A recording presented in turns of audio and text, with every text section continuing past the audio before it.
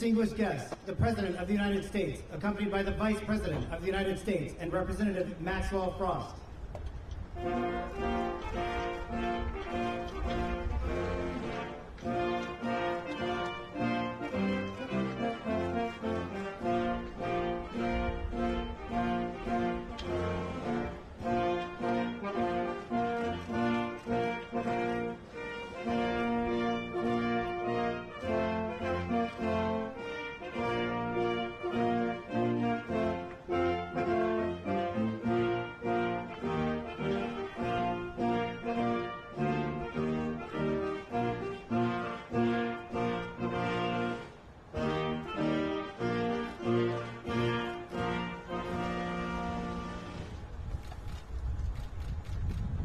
Good afternoon, everyone. Please be seated. Good afternoon. So I will start by thanking our President, Joe Biden, for his long-standing leadership in the fight to save lives from gun violence. I also want to thank my husband, the second gentleman of the United States, and the extraordinary members of our administration, the members of Congress, survivors, advocates, and our incredible young leaders who raise their voice and demand change. So we are all gathered here today for a simple reason. We agree that in a civil society, the people must be able to shop in a grocery store, walk down the street, or sit peacefully in a classroom and be safe from gun violence.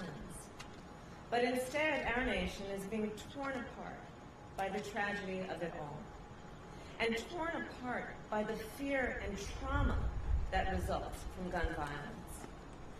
Recently, I have met with students on college campuses across our country, and when I'm there, every time I turn to the students and I make a request of them. And what I ask is, please raise your hand if you have had an active shooter drill while you were in elementary or middle school. Every time, a sea of hands goes up. Because in today's world, on the first day of school, students, yes, learn the name of their teacher. Yes, they learn the location of their cubby.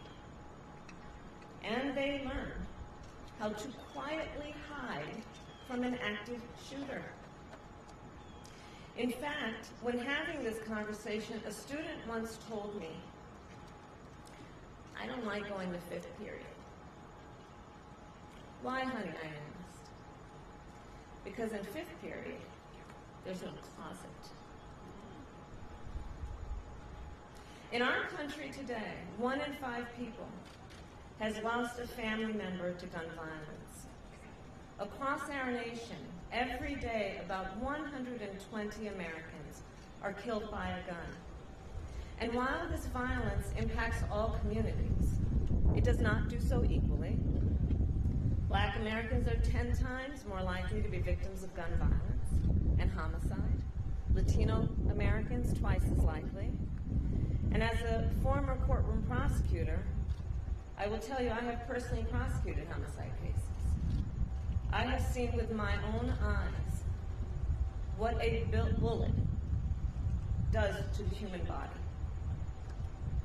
We cannot normalize any of this. These are not simply statistics. These are our children, our brothers and sisters, our mothers and fathers. As a former district attorney, attorney general, and U.S. senator, and now as vice president of the United States, I have grieved with parents who have lost a child. I have comforted children who have been traumatized by losing a parent or a sibling. We owe it to them and to those living in fear to act without delay. And on this issue, we do not have a moment to spare, nor a life to spare. And here's the thing. solutions do exist.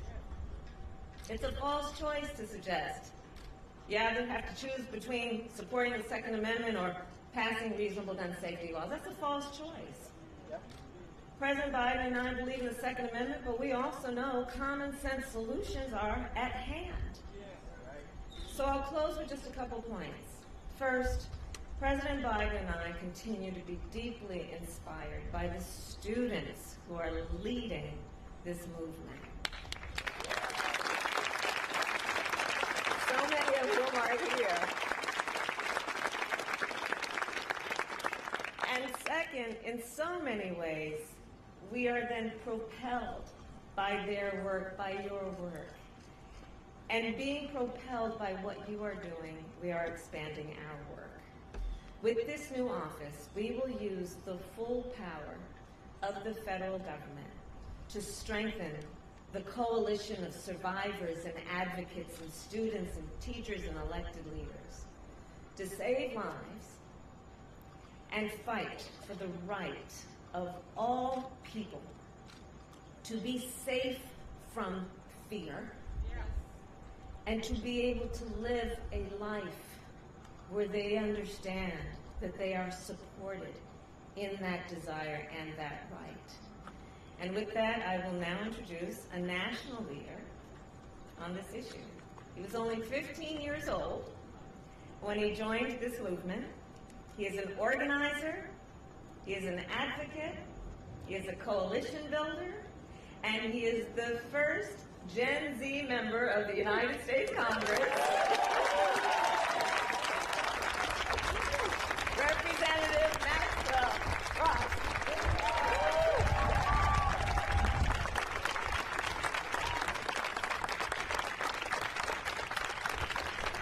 It feels good to be a part of a winning movement. Good afternoon, and thank you, Vice President Harris, for the amazing introduction. It's the honor of a lifetime to be here today as President Biden cements his legacy as one of the fiercest champions of gun violence prevention. President Biden and Vice President Kamala Harris. I'm Congressman Maxwell Alejandro Frost, proudly representing Central Florida in the House of Representatives. As the youngest member of the United States Congress and first member of Gen Z, I'm often asked what got me involved in this work, and the answer is quite simple. I didn't want to get shot in school. I was 15 years old when a shooter walked into Sandy Hook Elementary School and murdered 20 children and 6 teachers. And like millions of kids, I went to school the next day with anxiety and fear that my life would be taken, my friends' lives would be taken, and my family's life would be taken by senseless gun violence. Right before I was elected to Congress, I served as the National Organizing Director for March for Our Lives, a movement that inspired young people across the nation to demand safe communities. And we came together. Everytown, Brady, Newtown Action Alliance, Gifford, Sandy Hook Promise, Moms Demand Action, Change the Rep, the Community Justice Action Fund, and so many on-the-ground organizations that have been doing this work for decades. It's because of that steadfast, passionate organizing that we are a winning movement. But we're a winning movement doing very difficult work, because the brutal truth is usually when the most people are paying attention to our movement, it's usually coupled with carnage and death. But not today. Today, the country sees us here at the White House with a president who is taking action. My very first bill as a member of Congress was to introduce the Office of Gun Violence Prevention Act of 2023. To bring together a federal coordinated response on this issue. And today, that bill and our ask as a movement will become a reality due to the executive action and leadership of President Biden and Vice President Harris. See, the president understands that this issue, especially for young people, especially for marginalized communities, is a matter of survival. He's a president who's been fearless enough to reject the gun lobby and sign into law the first major federal gun legislation passed in nearly 30 years, the Bipartisan Safer Communities Act. And look, this action, that legislation comes from love. From Pulse to Parkland, we fight because we love. From Breonna Taylor to Trayvon Martin, we fight because we love. from Tiana Major, Joaquin Oliver, Jamie Gutenberg. We fight because we love. Because when you love somebody, you want them to live free of gun violence. That is what true freedom is. And President Biden wants that safety and freedom for every American.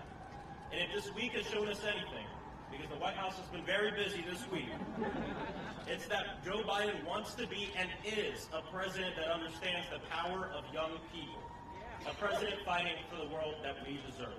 Today, as this administration announces yet another piece of groundbreaking action in the fight to save lives, I am proud to introduce the President of the United States of America, President Joe Biden.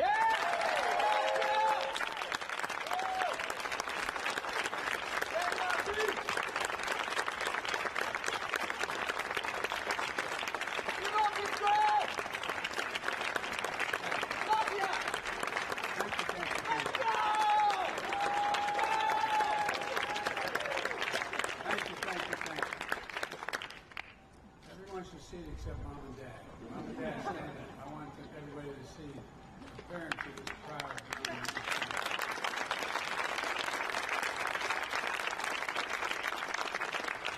You did a heck of a job.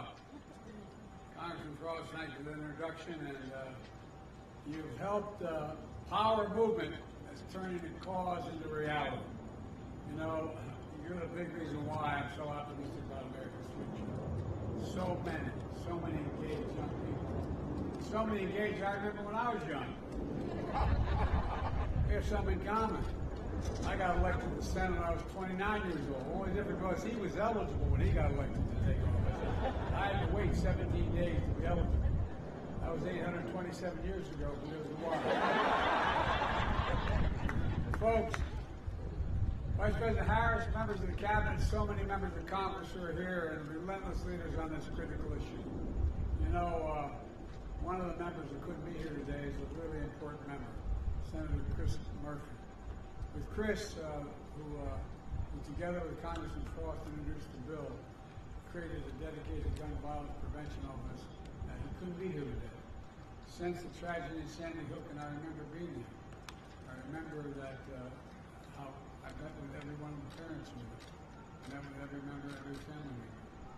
What I do also remember is that I remember as we were leaving, the state police doing the investigation asked Senator to meet with me, if I could meet with him. And I said, of course I would. And I think there were about 12 to 14 of them. And I walked in the room, and two of them started crying. And they said, we need help. We need help. I looked at them, I said, what can I do? They said, we need psychiatric help. We need help. We need help. Anyone who doesn't think that these kinds of engagements have a permanent effect on young children, in many cases older their entire lives if they never had a bullet touch them, misunderstandings. These were hard and tough cops asking me, could I get them psychiatric help? To all the state and local leaders and advocates from all across the country, and to the survivors and families who are with us today, many of whom Jill and I have gotten to know. And by the way, our losses may be different circumstances, but I know events like this are really hard to attend. I want to be here to promote the change. It brings back all the memories as it happened today. I thank you, those of you who are parents, for being here, brothers and sisters, for being here. It matters. You have absolute courage. You found purpose in your pain. Because of all of you here today, all across the country, survivors, families, advocates, especially young people who demand our nation do better to protect all, who protested, organized, voted, and ran for office, and yes, marched for their lives. I'm proud to announce the creation of the first ever White House Office of Gun Violence Prevention. First office in our history.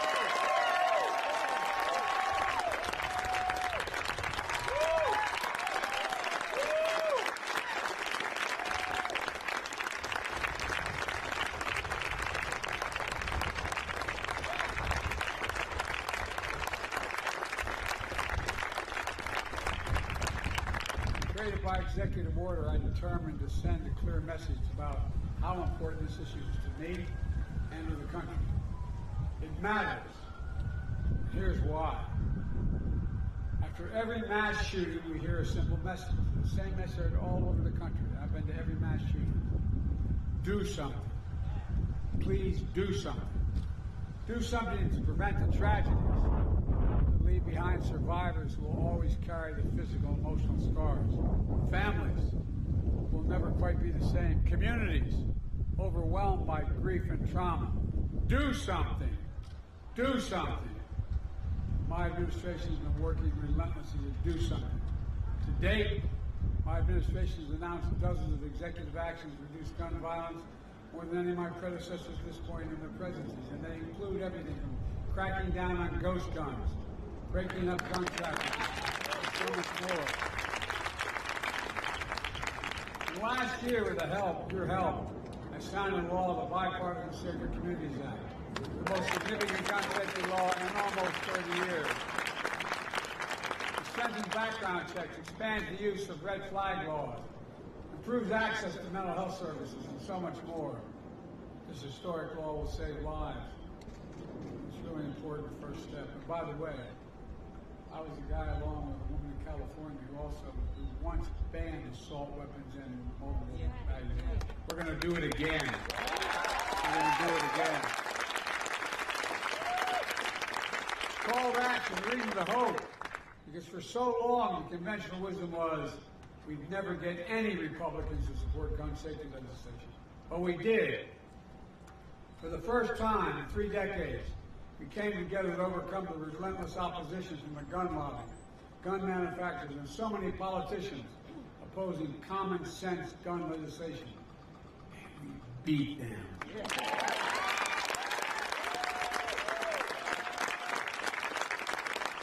And we did it through a bipartisan effort that included a majority of responsible gun owners. We're not stopping here. Again, I'll say it again. I'm not going to be quiet until we get it done. It's time again to ban assault weapons high-capacity magazines.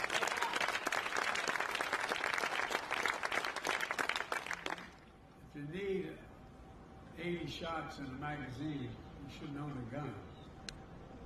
Because, look, last time we did it, it worked. We also, last time, we established universal background checks that require safe storage of firearms. It's time. It's time. Look, while we push for Congress to do more, we're going to centralize, accelerate, and intensify our work to save more lives more quickly. That's why this new White House Office of Gun Violence Prevention is what it's designed to do. It will drive and coordinate a government and a nationwide effort to reduce gun violence in America, and it will be overseen by an incredible vice president who understands this. That's not hyperbole, that's a fact. She's been on the front lines of this her entire career as a prosecutor, as an attorney general, and as a United States Senator. Her deep experience will be invaluable for this office. And Steph, where's Steph Feldman? Steph, I want you to stand up, please. Steph Feldman has been working on this issue with me since Sandy Hook in 2012. Now, she was 13 years old when she joined me, but in 2012, will serve as director of the office. The office will have 4 primary responsibilities. First, to expedite the implementation of the Bipartisan Safer Communities Act and the executive actions already announced. And I mean it. We're going to fully implement it. Second, coordinate more support for survivors, families, and communities affected by gun violence, including mental health care, financial assistance, the same way FEMA responds to natural disasters. Just like same way. It helps folks recover and rebuild and all of it. Look, folks, shootings are the ultimate superstory, ripping through communities. Third, identify new executive actions we can take within our legal authority to reduce gun violence. And fourth, expand our coalition of partners in states and cities across America, because we do have partners to get more. We need more state and local help to get these laws passed locally as well. and to strengthen our laws and give us more hope. Folks, to be clear, none of these steps alone is going to solve the entirety of the gun violence epidemic. None of them. But together, they will save lives. And it's going to help. It'll help rally the nation with a sense of urgency and seriousness of purpose. Today, guns, I never thought I'd even remotely say this in my whole career. Guns are the #1 killer of children in America. Guns are the #1 killer of children in America, the United States of America. More than car accidents, more than cancer, more than other diseases. In 2023 so far, our country has experienced more than 500 mass shootings, and well over 30,000 deaths due to gun violence. This is totally unacceptable. It's not who we are. And we have to act. We have to act now. Let me be very clear. Members of the Congress refuse to act, then we'll need to elect new members of Congress.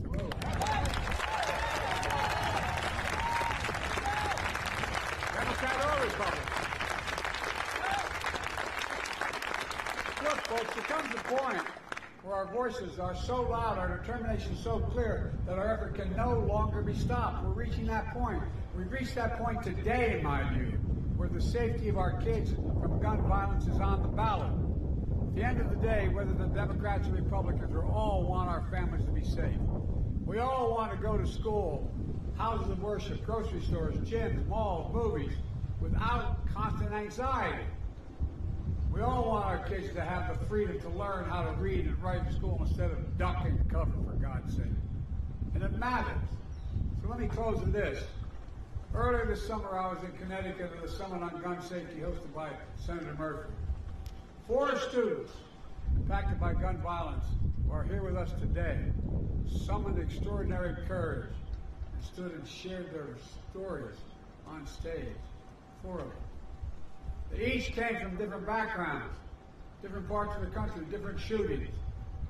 But they shared a common singular message. And one of them summed up in just a few words, and I quote, "The deadly and traumatic price for inaction." That's what he talked about, the deadly and traumatic price for inaction. They made clear what all of you know too well. That price can no longer be the lives of our children and the people of our country. They spoke for an entire generation of Americans who will not be ignored, will not be shunned, and will not be silenced. And I know progress is hard. I've been at this a long time, and we've done it before. We can do it again. As we're here, I'm here to tell you, to you and Vice President Harris hears you as well. You're right. You're right. We're by your side, and we're never going to get up. You can give up dealing with this problem. We're never going to forget your loved ones. We're never going to get there unless we remember. You know, I know we'll do this because I know you. Heroes. Heroes proving that even with heavy hearts, we have unbreakable spirits. In memory of your loved ones, we're building a movement that endures. Above all, we'll never give up on the one thing we must never lose: hope. Hope. Hope. Jill and I, Kamala and Doug, our entire administration, more determined than ever to carry forward that hope, that inspiration, that light. And you continue to give us all.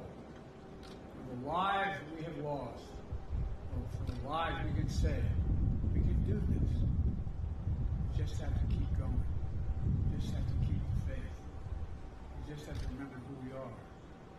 Every time I walk out of my grandpa's house up in Strand, he'd yell, "For real. Joey, keep the faith." My grandmother will know, Joey, spread it. Spread it. That's what we have to do. Spread the faith. And remember, ladies and children, we are the United States of America. There is nothing beyond our capacity when we do it together. Nothing we've ever tried to solve when we've done it together, we haven't succeeded. God bless you all. May God protect our troops. May God protect our children. Thank you so much. Distinguished guests, please remain in the Rose Garden as the President and the Vice President depart. Thank you.